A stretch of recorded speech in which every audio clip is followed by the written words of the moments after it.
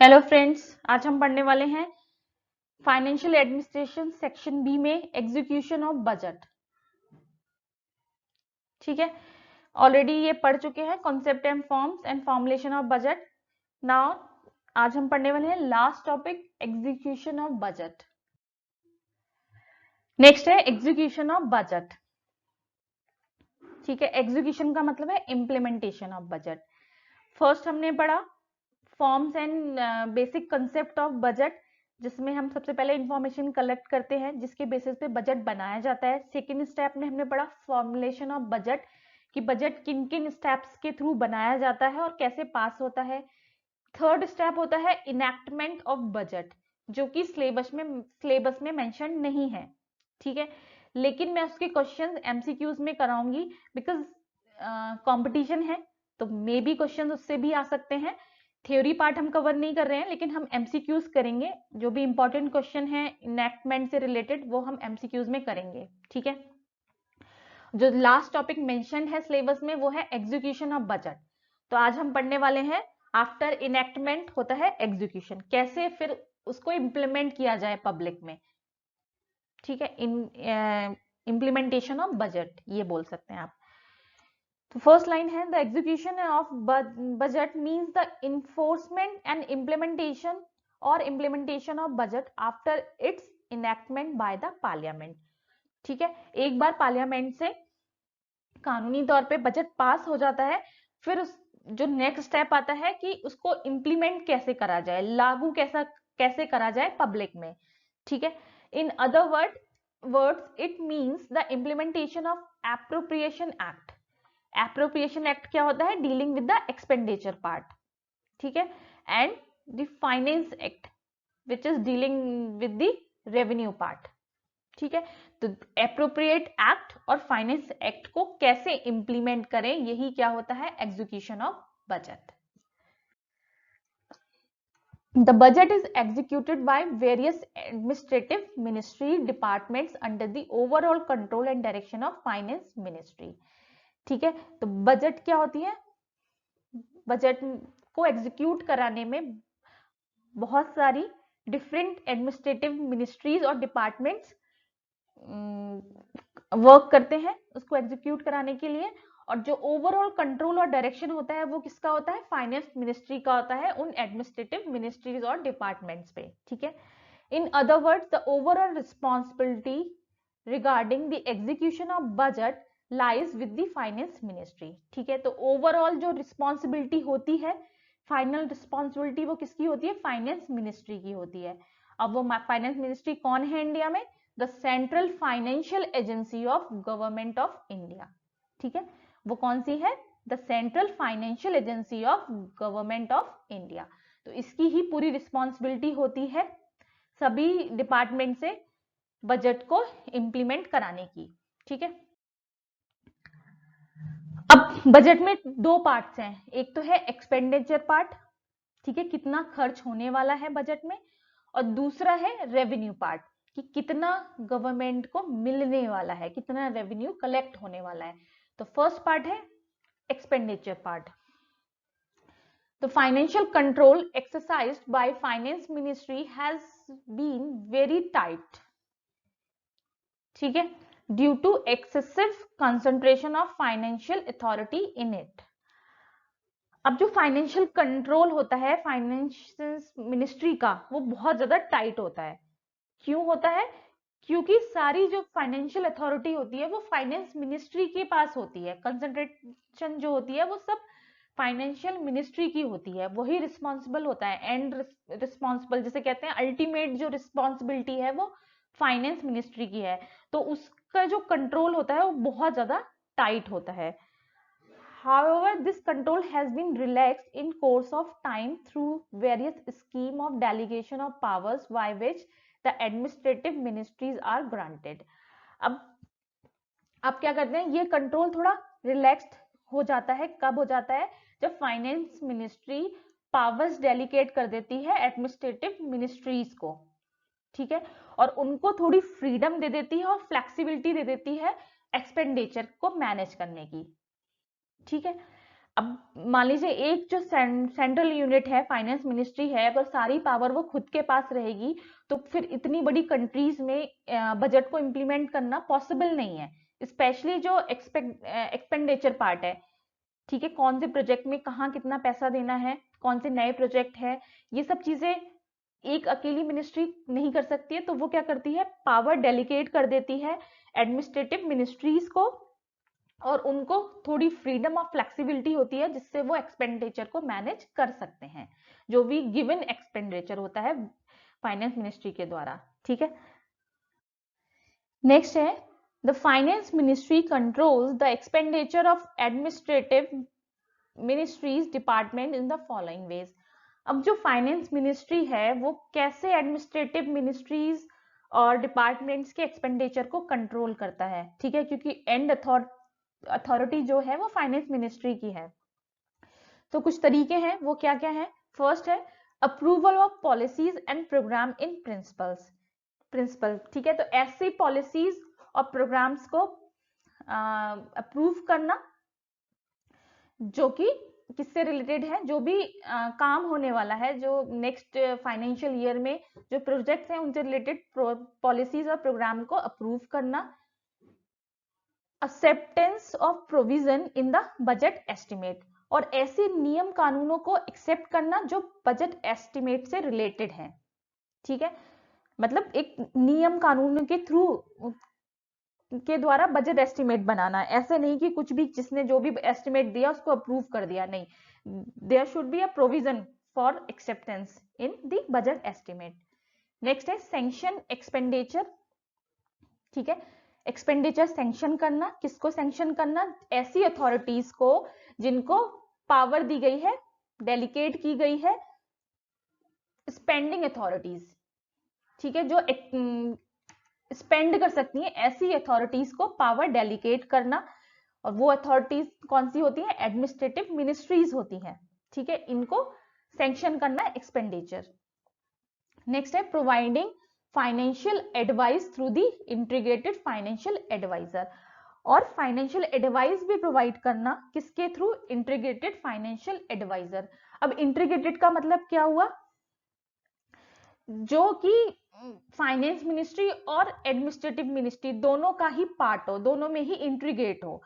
ठीक है, ऐसा फाइनेंशियल एडवाइजर जिसके ऊपर दोनों का ही कंट्रोल होता है, डुअल कंट्रोल में होता है, ये फाइनेंस मिनिस्ट्री का भी कंट्रोल होता है और as well as administrative ministry का भी इस पे कंट्रोल होता है, और दोनों ही मिलके इसको सेलेक्ट करते हैं। ठीक है, तो वो क्या करता है, फाइनेंस जो एडमिनिस्ट्रेटिव मिनिस्ट्रीज होती हैं उनको फाइनेंशियल एडवाइस प्रोवाइड करता है। नेक्स्ट है रीएप्रोप्रिएशन ऑफ ग्रांट्स, यानी कि transfer of funds from one सब हेड टू अनदर। अब जो एडमिनिस्ट्रेटिव मिनिस्ट्रीज को मनी सैंक्शन हुआ है उसको फील्ड पे काम कराने के लिए अपने सबऑर्डिनेट्स को ट्रांसफर करना पड़ेगा फंड, तो उनको ये अथॉरिटी देना जिससे वो आगे भी फर्दर जो है फंड को ट्रांसफर कर पाए अपने सबऑर्डिनेट्स में। ठीक है, नेक्स्ट है इंटरनल ऑडिट सिस्टम, और इंटरनल ऑडिट सिस्टम तैयार करना। ठीक है, जिससे क्या हो, कोऑर्डिनेशन बन पाए और फाइनेंस मिनिस्ट्री को जो भी लेटेस्ट अपडेट है उसकी इंफॉर्मेशन मिल पाए टाइमली। ठीक है, नेक्स्ट है prescribing a financial code to be followed by the spending authority, और ऐसा फाइनेंशियल कोड बनाना, प्रिस्क्राइब करना, सजेस्ट करना जो कि सभी स्पेंडिंग अथॉरिटीज को मानना पड़े। ठीक है, तो ये होता है फाइनेंस मिनिस्ट्री ऐसे कंट्रोल करती है एडमिनिस्ट्रेटिव मिनिस्ट्रीज को। नेक्स्ट है the composition of machinery devised by the executive government for discharging it's responsibility is. अब जो एग्जीक्यूटिव गवर्नमेंट है वो अपनी जो ड्यूटीज उसे करनी है, रिस्पॉन्सिबिलिटीज कंप्लीट करने के लिए कैसे मशीनरी डिजाइन करती है, उसको कैसे कंपोज करती है, बनाती है, वो क्या क्या है, उस जो मशीनरी है या फिर जो सिस्टम है उसके क्या क्या पार्ट्स हैं, कैसे डिवाइड करती है रिस्पॉन्सिबिलिटीज को। फर्स्ट है a system of controlling officers.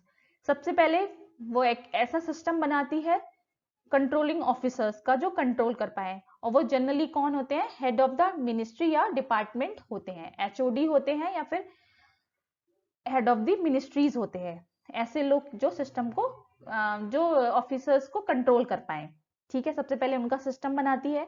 Then a system of competent authorities who issue financial sanctions, और ऐसे पोटेंशियल अथॉरिटीज का सिस्टम बनाती है जो फाइनेंशियल सैंक्शंस इशू कर पाए, ठीक है। कॉम्पिटेंट मतलब क्षमतापूर्ण ऐसी अथॉरिटीज का सिस्टम बनाती है जिनके अंदर क्षमता होती है फाइनेंशियल सैंक्शंस को इशू करने की, ठीक है। नेक्स्ट है a system of drawing and disbursing officers. अब ऐसा सिस्टम बनाती है जो फाइनेंशियल सैंक्शंस हैं उनको फर्दर डिस्ट्रीब्यूट कर पाए ऑफिसर्स में, ठीक है। ऐसे ऑफिसर्स का एक सिस्टम बनाती है जो नीचे ग्राउंड लेवल तक डिस्ट्रीब्यूट कर पाए, वितरण कर पाए पैसे का, ठीक है। नेक्स्ट है a system of payments and accounts, ठीक है। और एक सिस्टम फॉर्म करती है जो पेमेंट और अकाउंट की इंफॉर्मेशन रखते हैं, ठीक है। और ऐसे सिस्टम्स क्या होते हैं, ये हर डिपार्टमेंट में होते हैं जो सेंट्रल गवर्नमेंट बनाती है फॉर कंपाइलिंग अकाउंट्स को कंपाइल करने के लिए सेंट्रल गवर्नमेंट द्वारा बनाए जाते हैं हर डिपार्टमेंट में, ठीक है। तो इस तरीके से कंट्रोल करते हैं एग्जीक्यूटिव सारे फाइनेंशियल ट्रांजैक्शंस को, ठीक है।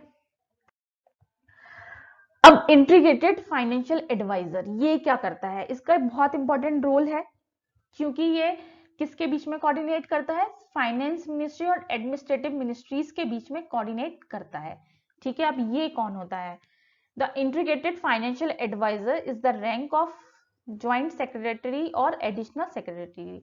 अब ये जो फाइनेंशियल एडवाइजर होता है वो किस रैंक का होता है, किस लेवल का होता है, ज्वाइंट सेक्रेटरी और एडिशनल सेक्रेटरी के लेवल का होता है, ठीक है।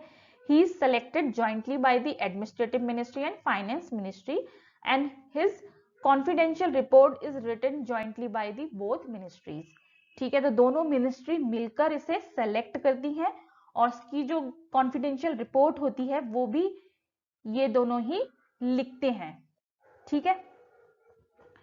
नेक्स्ट है he is under the dual control of both the ministries and also answerable to both. ये दोनों के कंट्रोल में होता है, ये ऑलरेडी मैं बता चुकी हूँ, डुअल कंट्रोल में होता है और दोनों के प्रति आंसरेबल होता है, ठीक है। नेक्स्ट है he functions under the general direction of finance ministry and has direct access to the finance secretary.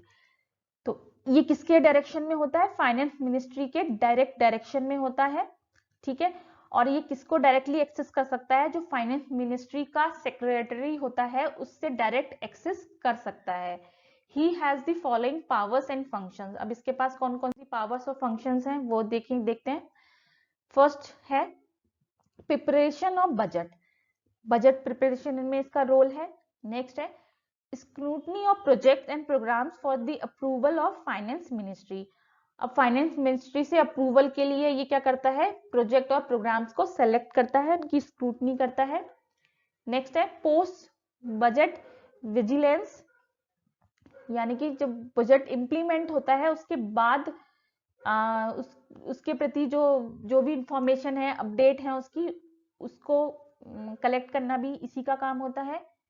Next है formulation of performance budget of the ministry and monitoring of the progress of schemes.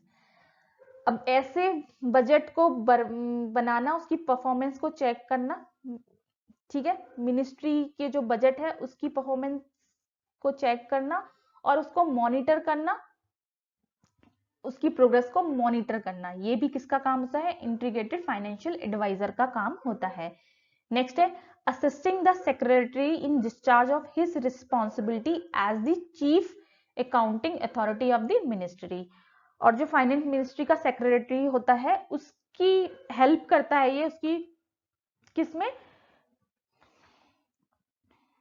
कैसे help करता है, chief accounting authority के रूप में उसकी help करता है, जिससे वो अपनी जो ड्यूटीज हैं वो इजीली कर पाए, अपनी रिस्पॉन्सिबिलिटीज इजीली कर पाए, उसको असिस्ट करता है ये, ठीक है। तो इंटीग्रेटेड फाइनेंशियल एडवाइजर क्या है, एक बहुत बड़ा रोल प्ले करता है in between administrative ministry and finance ministry. ठीक है, अब नेक्स्ट जो पार्ट है वो है रेवेन्यू पार्ट। अभी तक हम जो पढ़ रहे थे वो एक्सपेंडिचर पार्ट था, अब है टैक्स कलेक्शन या फिर रेवेन्यू पार्ट।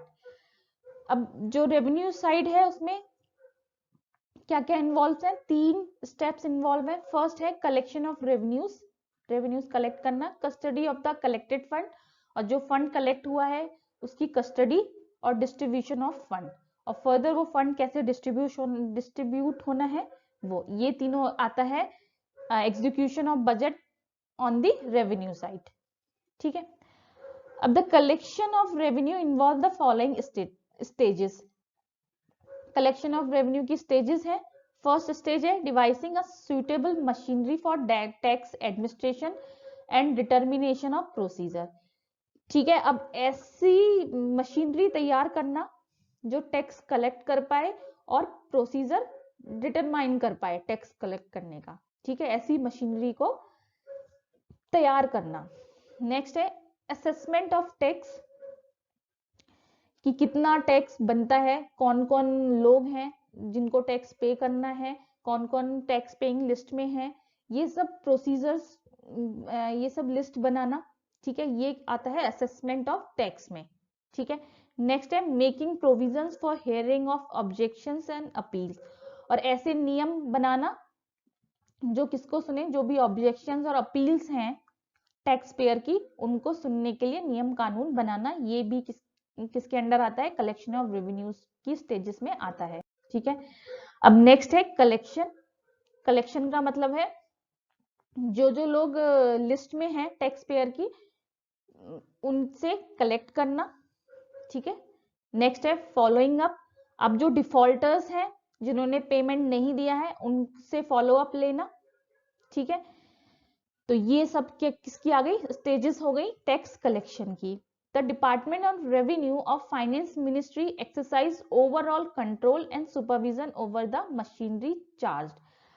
अब जो फाइनेंस मिनिस्ट्री का रेवेन्यू डिपार्टमेंट है उसी की ही ओवरऑल कंट्रोल और सुपरविजन में होता है टैक्स कलेक्शन, और किसके थ्रू होता है, दो एजेंसीज के through, central board of direct taxes and the central board of excise and customs के थ्रू टैक्स कलेक्शन होता है। और ओवरऑल जो कंट्रोल और सुपरविजन होता है वो किसका होता है, डिपार्टमेंट और revenue of the finance ministry का ओवरऑल कंट्रोल होता है उस टैक्स कलेक्शन पे। ठीक है, अब नेक्स्ट है the constitution of India provides the following 3 kinds of funds of central government.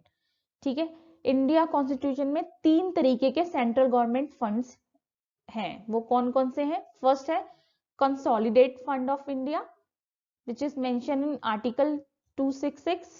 Next is public account of India which is mentioned in article 266, and last one is contingency fund of India which is mentioned in article 267.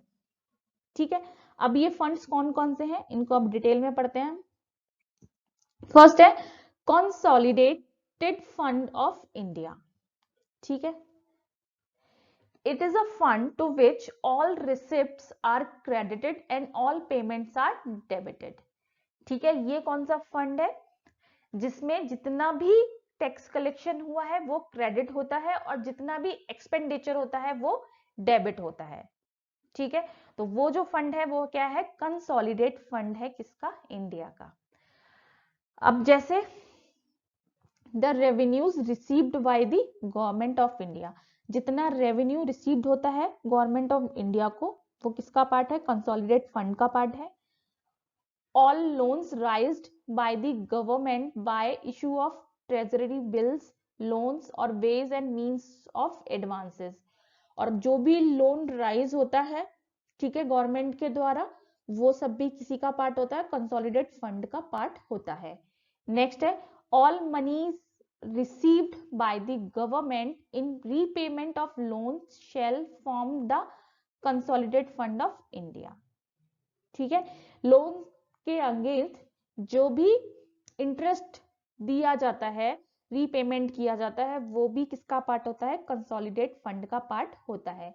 All the legal authorized payments on behalf of government of India are made out of this fund.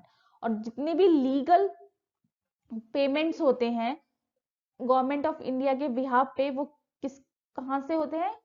Consolidate fund of India से ही होते हैं।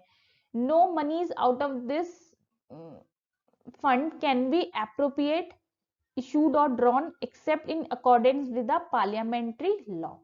ठीक है, इस fund के अलावा किसी और तरीके से पैसा इशू नहीं किया जा सकता, ना निकाला जा सकता है, जब तक कि पार्लियामेंट्री लॉ पास ना किया जाए उसको ड्रॉ करने के लिए। ठीक है, तो ये एक तरीके से ओवरऑल जो फंड होता है वो होता है कंसोलिडेट फंड ऑफ इंडिया। ठीक है, अब नेक्स्ट जो है वो है पब्लिक अकाउंट ऑफ इंडिया। अब ये क्या है? ऐसा फंड जो कंसोलिडेट फंड में नहीं आता। ठीक है, ऐसा फंड जो गवर्नमेंट के अकाउंट में आ रहा है बट वो कंसोलिडेट फंड में नहीं है, तो वो होता है public account of India. All other public money rather than consolidate fund received by on behalf of the government of India shall be credited to the public account of India। ठीक है, Indian government के behalf पे public money जो credit हो रहा है वो कहां जाता है? पब्लिक अकाउंट ऑफ इंडिया में जाता है, जो कि कंसोलिडेट फंड से अलग है। अब ये ऐसा कौन सा पैसा है जो जा रहा है पब्लिक अकाउंट में? वो होता है, उसमें इंक्लूड होता है प्रोविडेंट फंड डिपॉजिट। ठीक है, जो पीएफ डिपॉजिट्स होते हैं वो जाते हैं इसमें, जुडिकल डिपॉजिट्स यानी कि जो लॉ के थ्रू जिन पे पेनल्टी पड़ती है। ठीक है, आपने कई बार सुना होगा कई केसेस में फाइनेंशियल पेनल्टी डाली जाती है प्रिजनर पे या फिर जो कल्प्रेट होता है उसके ऊपर, तो वो जो डिपॉजिट होता है वो पब्लिक अकाउंट में जाता है इंडिया के। सेविंग बैंक डिपॉजिट भी किसमें होता है? पब्लिक अकाउंट ऑफ इंडिया में होता है। डिपार्टमेंटल डिपॉजिट, ठीक है, अगर कोई डिपार्टमेंटल डिपॉजिट्स होते हैं वो भी किसमें जाते हैं? पब्लिक अकाउंट ऑफ इंडिया में जाते हैं रादर देन टैक्सेस। ठीक है, और रेमिटेंसेस वो होते हैं जब कोई अपनी इच्छा से, जैसे अभी कोविड के लिए बहुत से लोगों ने इंडियन गवर्नमेंट को दिया था, मनी दिया था। ठीक है, तो वो रेमिटेंस में आता है, तो वो भी किस अकाउंट में गया होगा? पब्लिक अकाउंट ऑफ इंडिया में ही गया होगा। ठीक है, तो इस तरीके का जो मनी होता है वो किस में जाता है? पब्लिक अकाउंट ऑफ इंडिया में जाता है। अब इस मनी को कौन यूज कर सकता है, कौन इसको ऑपरेट करता है? वो होता है एग्जीक्यूटिव एक्शन, मतलब एग्जीक्यूटिव इसे अपने बिहाफ पे यूज कर सकता है। उसके लिए कोई भी पार्लियामेंट्री लॉ की जरूरत नहीं है, विदाउट पार्लियामेंट की परमिशन के बिना भी इस मनी को यूज किया जा सकता है। ठीक है, नेक्स्ट है such payments are mostly in nature of banking transaction. और इस तरीके के जो पेमेंट्स होते हैं वो जनरली किसमें होते हैं? उनका नेचर क्या होता है? वो जस्ट अ बैंकिंग ट्रांजेक्शंस होते हैं। ठीक है, तो ये सारे किसमें होते हैं? पब्लिक अकाउंट ऑफ इंडिया में होते हैं। अब लास्ट है कॉन्टीजेंसी फंड ऑफ इंडिया। अब ये क्या है? तो constitution authorise the parliament to establish a contingency fund of India. ठीक है, कॉन्टीजेंसी आप कह सकते हो, अचानक बोल सकते हो, अचानक से, जहां पे अचानक से कोई बाढ़ आ जाए या कुछ भी ऐसी मिस हैपनिंग हो जाए, उसके लिए जो फंड राइज किया जाता है उसको बोलते हैं कॉन्टीजेंसी फंड। तो पार्लियामेंट के पास ये अथॉरिटी होती है कि वो कॉन्टीजेंसी फंड स्टैब्लिश कर पाए, into which shall be paid from to time such sum as many we determined by the law। और टाइम टू टाइम इसमें डिपॉजिट किए जाएं। ठीक है, accordingly that parliament enactment the contingency fund of India act in 1950 में इसको कानूनबद्ध किया गया था, कॉन्टीजेंसी फंड ऑफ इंडिया को। ठीक है, this fund is placed at the disposal of president. ठीक है, इसको कौन कर सकता है? हैंडल कौन करता है? प्रेसिडेंट करता है। And he can make advance out of it and meet unforeseen expenditure pending its authorization by the parliament. ठीक है, और ये कौन यूज कर सकता है? ऐसे जो अनफॉरसीन होते हैं, मतलब अनफॉर्चुनेट कह सकते हो, या अचानक से कुछ ऐसा एक्सपेंडिचर अगर आ जाता है तो प्रेसिडेंट इसे यूज कर सकता है। ठीक है, और किसकी अथॉरिटी कहां से लेनी होगी? उसे पार्लियामेंट से इसकी अथॉरिटी लेनी होगी। ठीक है, तो प्रेसिडेंट इसे डिस्पोज कर सकता है, इसे यूज कर सकता है।